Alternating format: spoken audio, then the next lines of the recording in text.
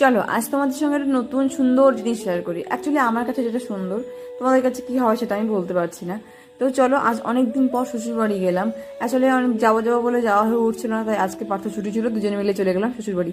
কিন্তু আমাদের জন্য যে এত সুন্দর একটা চমক ওয়েট করছে আমরা সেটা বুঝতে পারিনি। আমি যখন কিছুদিন আগেই আমি একটা ভিডিও শেয়ার করেছিলাম যে আমার শ্বশুর বাড়িতে, তোমার অতটা পরিমাণে ফুললে শেয়ার করিনি, কিছুটা শেয়ার করেছিলাম। তোমরা অবশ্যই কমেন্ট করে একদিন ভালো করে শেয়ার করবো।